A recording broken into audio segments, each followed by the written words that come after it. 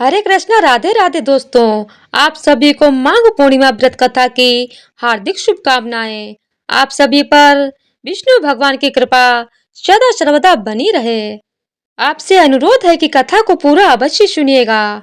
यदि अभी तक आपने चैनल को सब्सक्राइब नहीं किया है तो कृपया चैनल को सब्सक्राइब कर लीजिए ताकि आपको हमारे चैनल पर आने वाले हर व्रत कथाओं की जानकारी मिलती रहे। तो आइए प्रारंभ करते हैं माघ पूर्णिमा की व्रत कथा। सनातन धर्म में इस पूर्णिमा का विशेष महत्व माना जाता है। इसे माघी पूर्णिमा भी कहते हैं। इस दिन गंगा स्नान करने का विशेष महत्व माना गया है, क्योंकि ऐसा माना जाता है कि माघ पूर्णिमा पर भगवान विष्णु गंगा जल में निवास करते हैं और अपने भक्तों को अपना आशीर्वाद देते हैं। इस दिन गंगा स्नान करने से पापों से छुटकारा मिलने की मान्यता है। इस दिन गंगा स्नान करने से विष्णु की कृपा मिलती है तथा धन संपदा, लक्ष्मी, यश, सुख, सौभाग्य तथा उत्तम संतान की प्राप्ति होती है। माघी पूर्णिमा पर गंगा तथा अन्य पवित्र नदियों तथा सरोवर तट पर स्नान करके तिलांजलि देना चाहिए तथा पितृ तर्पण करना चाहिए। इस दिन दान दक्षिणा का 32 गुना फल मिलता है। इसीलिए इसे माघी पूर्णिमा के अलावा 32वीं पूर्णिमा भी कहते हैं। दान करने से सभी तरह के संकट मिट जाते हैं और जातक मोक्ष को प्राप्त करता है। पूर्णिमा पर माता लक्ष्मी के मंत्रों का जाप करना चाहिए। इससे घर में धन समृद्धि में बढ़ोतरी होती है। इस दिन देवी लक्ष्मी जी को पीले तथा लाल रंग सामग्री अर्पित करने से वे प्रसन्न होती हैं। प्रयाग में माघ मास के अंदर 3 बार स्नान करने से जो फल मिलता है वह फल पृथ्वी में 10,000 अश्वमेध करने से भी प्राप्त नहीं होता। पद्म पुराण में माघ मास के महात्म्य का वर्णन कहते हुए कहा गया है कि पूजा करने से भी भगवान श्री हरि को उतनी प्रसन्नता नहीं होती जितनी कि माघ महीने में स्नान मात्र से होती है। इसीलिए सभी पापों से मुक्ति और भगवान वासुदेव की प्रीति प्राप्त करने के लिए प्रत्येक मनुष्य को माघ मास में स्नान करना चाहिए। माघ पूर्णिमा व्रत की पौराणिक कथा। पौराणिक कथा के मुताबिक नर्मदा नदी के तट पर शुभव्रत नामक विद्वान ब्राह्मण रहते थे, लेकिन वो काफी लालची थे। इनका लक्ष्य किसी भी तरह धन कमाना था और ऐसा करते करते ये समय से पूर्व ही व्रत दिखने लगे और कई बीमारियों की चपेट में आ गए। इस बीच उन्हें अंतर ज्ञान हुआ कि उन्होंने पूरा जीवन तो धन कमाने में बिता दिया, अब जीवन का उद्धार कैसे होगा। इसी क्रम में उन्हें माघ माह में स्नान का महत्व बताने वाला एक श्लोक याद आया। इसके बाद स्नान का संकल्प लेकर ब्राह्मण नर्मदा नदी में स्नान करने लगे। करीब 9 दिनों तक स्नान के बाद उनकी तबीयत ज्यादा खराब हो गई और मृत्यु का समय आ गया। वे सोच रहे थे कि जीवन में कोई सत्कार्य न करने के कारण उन्हें नरक का दुख भोगना होगा, लेकिन वास्तव में मात्र 9 दिनों तक माघ मास में स्नान के कारण उन्हें मोक्ष की प्राप्ति हुई। तो बोलिए विष्णु भगवान की जय हो। माघ पूर्णिमा की दूसरी कथा। द्वापर युग में एक समय की बात है कि यशोदा जी ने कृष्ण से कहा, हे कृष्ण, तुम सारे संसार के उत्पन्न करता, पोषण तथा उसके संहार करता हो। आज कोई ऐसा व्रत मुझसे कहो जिसके करने से मृत्यु लोक में स्त्रियों को विधवा होने का भय ना रहे तथा यह व्रत सभी मनुष्यों की मनोकामना पूर्ण करने वाला हो। श्री कृष्ण कहने लगे, हे माता, तुमने अति सुंदर प्रश्न किया है। मैं तुमसे ऐसे ही व्रत को सविस्तार कहता हूँ।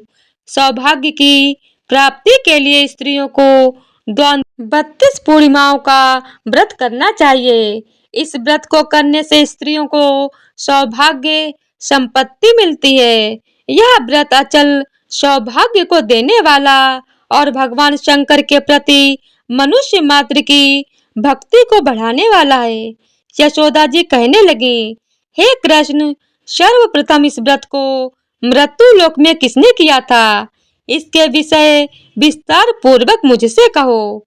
श्री कृष्ण जी कहने लगे कि इस भूमंडल पर एक अत्यंत प्रसिद्ध राजा चंद्रहास से पालित अनेक प्रकार के रत्नों से परिपूर्ण कार्तिका नाम की एक नगरी थी। वहाँ धनेश्वर नाम का एक ब्राह्मण रहता था और उसकी स्त्री अति सुशील रूपवती थी। दोनों ही उस नगरी में बड़े प्रेम के साथ रहते थे। घर में धन धान्य आदि की कोई कमी नहीं थी। उनको एक बड़ा दुख था, उनके कोई संतान नहीं थी, जिस वजह से वह बहुत दुखी रहते थे। एक दिन एक बड़ा तपस्वी योगी उस नगरी में आया। वह योगी बाकी घरों से भिक्षा मांगकर भोजन किया करता था, लेकिन उस ब्राह्मण के घर से भिक्षा नहीं मांगा करता था। एक दिन योगी गंगा किनारे भिक्षा मांगकर प्रेम पूर्वक खा रहा था कि धनेश्वर ने उसे यह सब करते हुए देख लिया। धनेश्वर ने योगी बाबा से पूछा, बाबा, आप सभी घरों से भिक्षा लेते हैं, परंतु मेरे घर की भिक्षा कभी नहीं लेते। इसका कारण क्या है? योगी कहने लगा कि आपके धर्म हमें इस बात की आज्ञा नहीं देता है, क्योंकि अभी आप गृहस्थ जीवन में एक सुख से वंचित हैं। आपके घर संतान होने पर मैं आपके घर से भी भिक्षा स्वीकार कर लूंगा। उन्होंने कहा कि जिसे संतान नहीं है, उसके घर से भिक्षा लेने से मेरे भी पतित हो जाने का भय है। धनेश्वर यह सब बात सुनकर बहुत दुखी हुआ और हाथ जोड़कर योगी के पैरों पर गिर पड़ा तथा दुखी मन से कहने लगा कि आप मुझे संतान प्राप्ति का उपाय बताइए। आप सर्वज्ञ हैं, मुझ पर अवश्य यह कृपा कीजिए। धन की मेरे घर में कोई कमी नहीं है, लेकिन मैं संतान न होने के कारण अत्यंत दुखी हूँ। आप मेरे इस दुख का हरण कीजिए। यह सुनकर योगी कहने लगा, तुम चंडी की आराधना करो। घर पहुंचकर उन्होंने यह सारी बात अपनी पत्नी को बताई और खुद वन में चला गया। वन में पहुंचकर उसने चंडी की आराधना की और उपवास किया। चंडी ने 16 दिन उसको सपने में दर्शन दिए और कहा कि हे धनेश्वर, जा, तेरे पुत्र होगा, लेकिन उसकी आयु सिर्फ 16 वर्ष होगी। 16 वर्ष की आयु में ही उसकी मृत्यु हो जाएगी। अगर तुम दोनों स्त्री और पुरुष 32 पूर्णिमाओं का व्रत करोगे तो यह दीर्घायु हो जाएगा। जितनी तुम्हारी सामर्थ्य हो उतने आंचे के दिए जलाकर शिव जी का पूजन करना, लेकिन पूर्णमासी 32 ही होनी चाहिए। सुबह होते ही तुम्हें इस स्थान के पास एक आम का पेड़ दिखाई देगा। उस पर चढ़कर एक फल तोड़कर अपने घर चले जाना। अपनी स्त्री को इस बारे में बताना। सुबह स्नान होने के बाद वह स्वच्छ होकर शंकर जी का ध्यान करके उस फल को खा ले। तब शंकर भगवान की कृपा से उसको गर्भ हो जाएगा। जब ब्राह्मण सुबह उठा तो उसे उस स्थान पर आम का पेड़ दिखाई दिया और वह उससे फल तोड़ने के लिए चढ़ा, लेकिन वह पेड़ पर चढ़ नहीं पा रहा था। यह देखकर उसे बड़ी चिंता हुई। उसने भगवान गणेश की उपासना की और कहा, हे दयानिधे, अपने भक्तों के विघ्नों का नाश करके उनके मंगल कार्य को करने वाले, दुष्ट का नाश करने वाले, रिद्धि सिद्धि देने वाले, आप मुझे इतना बल दें कि मैं अपनी मनोकामना पूरी कर सकूं। इसके बाद वह पेड़ से फल तोड़कर अपनी पत्नी के पास पहुंचा। उसकी पत्नी ने अपने पति के कहे अनुसार उस फल को खा लिया और वह गर्भवती हो गई। देवी की कृपा से उसे बहुत सुंदर पुत्र पैदा हुआ। उसका नाम उन्होंने देवीदास रखा। माता पिता के हर्ष और शोक के साथ वह बालक बढ़ने लगा। भगवान की कृपा से बालक बहुत ही सुंदर था, सुशील और पढ़ाई लिखाई में भी बहुत निपुण था। दुर्गा जी के कथनानुसार उसकी माता ने 32 पूर्णिमासी का व्रत रखा।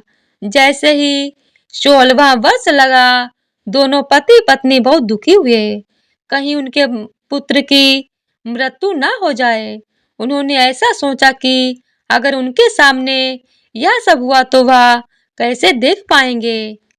तभी उन्होंने देवीदास के मामा को बुलाया और 1 वर्ष के लिए देवीदास को काशी में पढ़ने के लिए भेज दिया। 1 वर्ष के बाद उसे वापस लेकर लेकर आ जाना। देवीदास अपने मामा के साथ एक घोड़े पर सवार होकर चल दिया। उसके मामा को भी यह बात पता नहीं थी। दोनों पति पत्नी से 32 पूर्णमासी का व्रत पूरा किया। दूसरी तरफ मामा और भांजा दोनों रात गुजारने के लिए रास्ते में एक गांव में रुके। उस दिन उस गांव में एक ब्राह्मण की कन्या का विवाह होने वाला था। जिस धर्मशाला में वर और बारात के बाकी लोग रुके हुए थे, उसी धर्मशाला में देवीदास और उसका मामा भी ठहर गया। उधर कन्या को तेल आदि चढ़ने के बाद जब लगन का समय आया तो वर की तबीयत खराब हो गई। वर के पिता ने अपने परिवार वालों से विचार विमर्श करके कहा कि यह देवीदास मेरे पुत्र जैसा ही है, मैं इसके साथ लगन करा दूं और बाद में बाकी सारे काम मैं अपने बेटे के साथ पूरे करवा लूंगा। ऐसा कहने के बाद वर के पिता देवीदास को मांगने के लिए उसके मामा के पास पहुंचे और उन्हें सारी बात बताई। मामा ने कहा कि कन्यादान में जो कुछ भी मिलेगा वो हमें दे दिया जाए। वर के पिता ने बात स्वीकार कर ली। इसके बाद देवीदास का विवाह कन्या के साथ संपन्न हो गया। इसके बाद वह अपनी पत्नी के साथ भोजन न कर सका और मन में विचार करने लगा कि न जाने यह किसकी पत्नी होगी। यह सोचकर उसकी आंखों में आंसू आ गए। तब वधू ने पूछा कि क्या बात है, आप उदास क्यों हैं? तब उसने सारी बातें अपनी पत्नी को बता दी। तब कन्या कहने लगी, यह ब्रह्म विवाद के विपरीत है। आप ही मेरे पति हैं, मैं आपकी पत्नी रहूंगी, किसी अन्य की कभी नहीं। तब देवीदास ने कहा, ऐसा मत करिए, क्योंकि मेरी आयु बहुत कम है, मेरे बाद आपका क्या होगा? लेकिन उसकी पत्नी नहीं मानी और बोली, स्वामी आप भोजन कीजिए। दोनों रात में सोने के लिए चले गए। सुबह देवीदास ने पत्नी को 4 नगों से जड़ी एक अंगूठी दी और एक रुमाल दिया और बोला कि हे प्रिय, इसे ले लो और संकेत समझकर स्थिर चित्त हो जाओ। मेरे मरण और जीवन जानने के लिए एक पुष्प वाटिका बना लो। उसमें सुगंधि वाली एक नव मल्लिका लगा लो। उसको प्रतिदिन जल से सींचा करें और आनंद के साथ खेलो कूदो। जिस समय और जिस दिन मेरा प्राणांत होगा, उस दिन यह फूल सूख जाएंगे। जब यह फिर से हरे हो जाए तो जान लेना कि मैं जीवित हूँ। यह समझाकर वह वहां से चला गया। इसके बाद जब वर और बाकी बाराती मंडप में आए तो कन्या ने उसे देखकर कहा कि यह मेरा पति नहीं है, मेरे पति वह हैं जिनके साथ रात में विवाह हुआ है। इसके साथ मेरा विवाह नहीं हुआ। अगर यह वही है तो यह बताएं कि मैंने इसको क्या दिया है। साथ ही कन्यादान के समय को आभूषण मिले उन्हें दिखाएं। कन्या की ये सारी बातें सुनकर वह कहने लगा कि मैं यह सब नहीं जानता। इसके बाद सारी बारात भी अपमानित होकर लौट गई। भगवान कृष्ण बोले, हे माता, इस प्रकार देवीदास काशी चला गया। कुछ समय जब बीत गया तो एक सर्प उसको डसने के लिए वहां आया, लेकिन वह उसको काट नहीं पाया क्योंकि उसकी माता ने पहले ही 32 पूर्णिमा का व्रत कर लिया था। इसके बाद खुलकाल वहां पहुंचा। भगवान की कृपा से तभी वहां माता पार्वती और भगवान गणेश आ गए। देवीदास को मूर्छित दशा में देखकर माता पार्वती ने भगवान शिव से प्रार्थना की कि महाराज, इस बालक की माता ने पहले ही 32 पूर्णिमा का व्रत कर लिया है, अब आप इसको प्राण दें। भगवान शिव ने माता पार्वती के कहने पर उसे प्राण दान दे दिया। उधर उसकी पत्नी उसके काल की प्रतीक्षा कर रही थी। उसकी पत्नी ने जाकर देखा कि पुष्प और पत्र दोनों ही नहीं है, तो उसको बहुत आश्चर्य हुआ। और जब उसने देखा कि पुष्प वाटिका फिर से हरी हो गई, तो वह समझ गई कि उसका पति जिंदा हो गया है। इसके बाद वह बहुत ही प्रसन्न होकर अपने पिता से कहने लगी कि मेरे पति जीवित हैं, उनको ढूंढिए।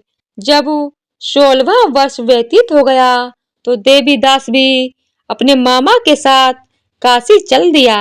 इधर उसकी पत्नी के परिवार वाले उसे ढूंढने के लिए जा ही रहे थे कि उन्होंने देखा कि देवीदास और उसका मामा उधर ही आ रहे थे।